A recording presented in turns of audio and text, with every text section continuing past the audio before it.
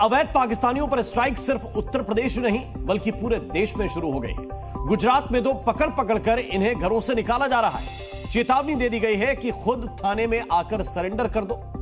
Police ने अगर पकड़ लिया तो अंजाम बहुत बुरा होगा। केंद्र सरकार के सख्त रुख के बाद अब हर सूबे में अवैध पाकिस्तानियों के देश निकालने का काउंटडाउन शुरू हो गया है।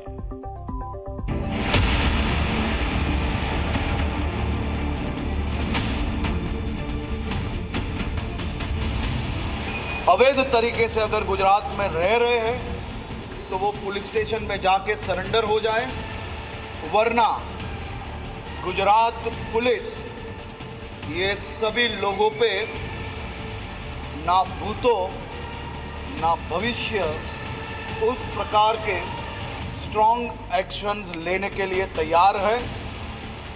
ये चेतावनी है उन पाकिस्तानी और बांग्लादेशियों को जो अवैध रूप से गुजरात के अलग अलग हिस्सों में चोरी छिपे रह रहे हैं। पहलगाम में हुए आतंकी हमले के बाद केंद्र सरकार के निर्देश पर देश में रह रहे अवैध प्रवासियों की पहचान कर उन्हें देश निकाला देने का काम शुरू हो चुका है, जिसकी तस्वीरें गुजरात के अलग अलग शहरों से सामने आई। ये दो तस्वीरें देखिए, एक तस्वीर सूरत की है जबकि दूसरी अहमदाबाद की। सूरत में पुलिस ने कार्रवाई करते हुए 100 से ज्यादा अवैध पाकिस्तानी और बांग्लादेशियों की पहचान कर उन्हें हिरासत में लिया है, जबकि अहमदाबाद में 400 से ज्यादा अवैध पाकिस्तानी और बांग्लादेशी पुलिस के हत्थे चढ़े हैं। गुजरात सरकार ने क्राइम ब्रांच को राज्य के बड़े शहरों और गांवों में अवैध रूप से रह रहे विदेशी नागरिकों को तुरंत हिरासत में लेने को कहा है। इसी के बाद सूरत और अहमदाबाद में अभियान चलाया गया।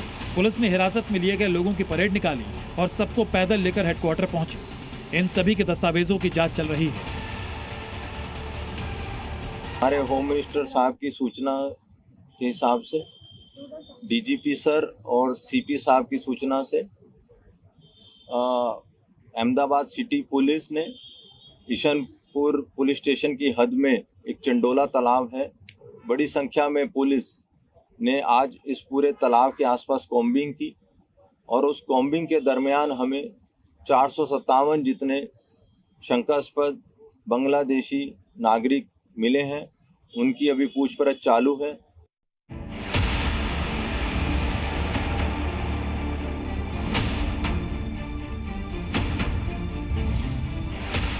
न सिर्फ गुजरात बल्कि देश के दूसरे राज्यों में भी अवैध रूप से रहने वाले पाकिस्तानी और बांग्लादेशी नागरिकों पर शिकंजा कसना शुरू हो गया है। दिल्ली की मुख्यमंत्री रेखा गुप्ता ने भी पाकिस्तानी नागरिकों के वीजा रद्द करने के फैसले को सख्ती से लागू करने को कहा है।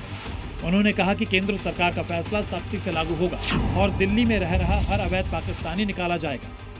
देश के कुछ और राज्यों में अवैध पाकिस्तानियों और बांग्लादेशियों की पहचान का काम शुरू हो चुका है। मध्य प्रदेश में 200 से ज्यादा अवैध पाकिस्तानी रह रहे हैं। हरियाणा में 400 से ज्यादा अवैध पाकिस्तानी रह रहे हैं। इन सभी लोगों को जल्द से जल्द भारत से बाहर भेजने की प्रक्रिया शुरू कर दी गई है।